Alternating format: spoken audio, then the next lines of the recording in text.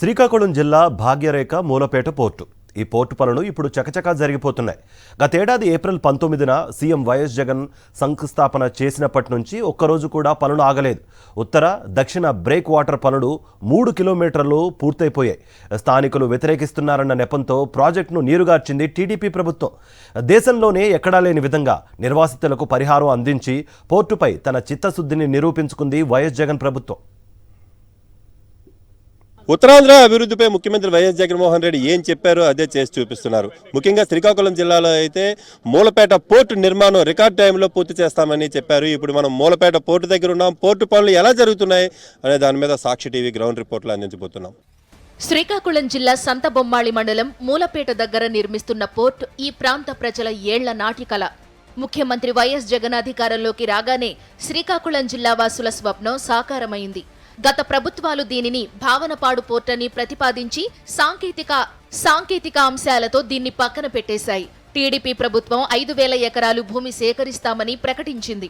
అయితే స్థానిక మత్స్యకారులు, రైతుల నుండి వ్యతిరేకత తెప్పించి ప్రజలు వ్యతిరేకిస్తున్నారన్న నెపంతో నీరుగార్చేసింది.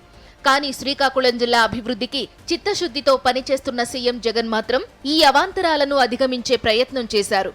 భూసేకరణ 1,250 ఎకరాలకు కుదించారు. మూలపేట, విష్ణుచక్రం గ్రామాలకు మాత్రమే నష్టం కలిగేలా కొత్త ప్రతిపాదనలు చేశారు. మూలపేట పోర్టుతో ఈ ప్రాంత రూపురేఖలే మారిపోతాయని ఆశాభావాన్ని వ్యక్తం చేస్తున్నారు స్థానికులు, రాజకీయ నాయకులు. గత స్వాతంత్రం వచ్చిన తర్వాత ఇందిరాగాంధీ ప్రధానమంత్రిగా ఉన్నప్పుడు ఆవిడ భావనపాడు పోర్ట్ ఏర్పాటు చేస్తానని చెప్పి నేటి వరకు కలగానే మిగిలిపోయింది. జగన్మోహన్ రెడ్డి గారు ముఖ్యమంత్రి అయినంత వరకు. మరి జగన్మోహన్ రెడ్డి గారు ముఖ్యమంత్రి అయిన తర్వాత మూలపేట పోర్టు పేరుతో 4,800 పైచులకు కోట్ల రూపాయలతో ఈరోజు మూలపేట పోర్టు నిర్మించడం నిజంగా చాలా గర్వంగా ఉంది. ఇక్కడ మూలపేట పోర్టు కన్స్ట్రక్షన్ జరుగుతుందని ప్రకటించడం జరిగింది.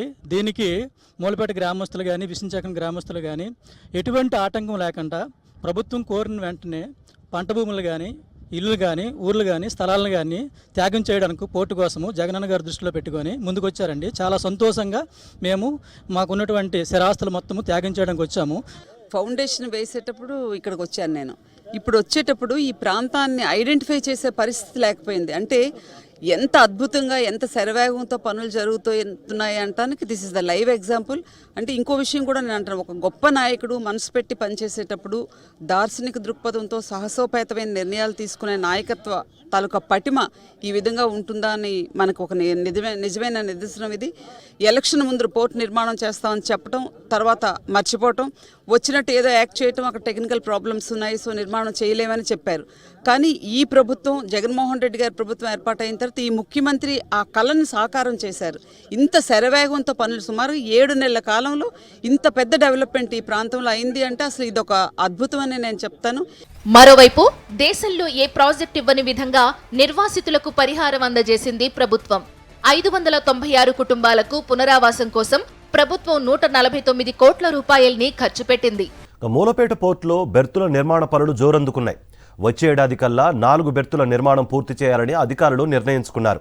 ఇక పోర్టును రైల్వే లైన్, నేషనల్ హైవేలతో అనుసంధానం చేసేందుకు అవసరమైన భూసేకరణ కూడా జోరుగా జరుగుతోంది. ప్రత్యక్షంగా, పరోక్షంగా 25,000 మందికి ఉపాధి కలిగించే ఈ పోర్టుతో వెనుకబడిన ఉత్తరాంధ్ర ప్రాంతం ఆర్థికంగా దూసుకుపోనుంది. 4,362 కోట్ల రూపాయలతో మూలపేట పోర్టు ప్రాజెక్టు నిర్మాణానికి రాష్ట్ర ప్రభుత్వం అనుమతులు మంజూరు చేసింది. మొదటి దశలో 2,950 కోట్ల రూపాయలతో 4 బెర్తుల నిర్మాణ పనులు ఇప్పుడు చురుగ్గా జరుగుతున్నాయి. ఈ మేరకు ప్రస్తుతం ఇక్కడ దక్షిణ బ్రేక్ వాటర్ పనులు 2,400 మీటర్లు, ఉత్తర బ్రేక్ వాటర్ పనులు 580 మీటర్లు పని పూర్తయింది. ఈ పనులకు 9 లక్షల టన్నుల బండరాళ్లను వినియోగించారు. బెర్తుల నిర్మాణ పనుల కోసం విదేశాల నుండి డ్రిల్లింగ్ యంత్రాలను, నిపుణులను తీసుకొచ్చారు. వచ్చే ఏడాది నాటికి మొదటి 4 బెర్తుల నిర్మాణం పూర్తి చేస్తామని అంచనా వేస్తున్నారు అధికారులు. ఈ 4 బెర్తుల ద్వారా 23.5 లక్షల టన్నుల ఎగుమతి, దిగుమతులు చేయాలన్నది లక్ష్యంగా పెట్టుకున్నారు.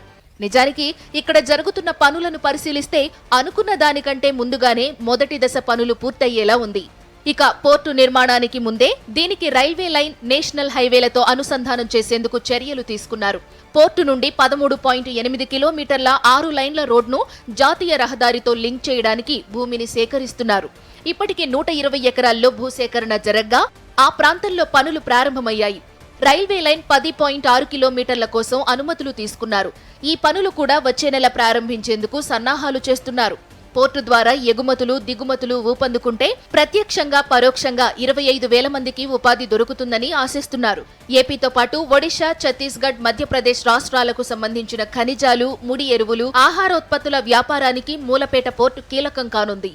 మూలపేట పోర్టు పనులు జెట్ స్పీడ్తో సాగుతున్నాయి. ఏప్రిల్లో ముఖ్యమంత్రి వైఎస్ జగన్మోహన్ రెడ్డి శంకుస్థాపన చేసిన తర్వాత ఇప్పటికి 7 నెలల కాలంలోనే దాదాపు 12 సౌత్ సైడ్ అయితే 1200 మీటర్ల వాటర్ డెక్ నిర్మించారు. మరోవైపు నార్త్ సైడ్ కూడా 1000 మీటర్ల డెక్ నిర్మాణం అయింది. ఇది పూర్తయ్యేసరికి దాదాపు మార్చి ఏప్రిల్ నాటికి పూర్తవుతుంది. మే నాటికల్లా మొదటి షిప్ వచ్చి 8 లక్షల టన్నుల ఎక్స్పోర్ట్ ఇంపోర్ట్ చేయడానికి అనుకూలంగా తయారు చేస్తున్నారు. వాస్తవానికి ఇదైతే వచ్చే సంవత్సరం డిసెంబర్ నాటికి పూర్తవుతుందని అంచనా వేశారు. అయినప్పటికీ కూడా ఇది మే నాటికే పూర్తి చేయడం అనేటువంటిది ఒక వరల్డ్ రికార్డుగా ఇక్కడ ఉన్నటువంటి ఏదైతే పోర్ట్ నిర్మాణ ఇంజనీరింగ్ ఎక్స్పర్ట్స్ ఉన్నారో ఇంత స్పీడ్గా పనులు జరగడం అనేటువంటిది ఒక వరల్డ్ రికార్డ్ అని కూడా చెప్తున్నటువంటి పరిస్థితి కనిపిస్తోంది. వీడియో చూస్తే రాజుతో యుగుందర్, సాక్షి టీవీ, మూలపేట నుంచి.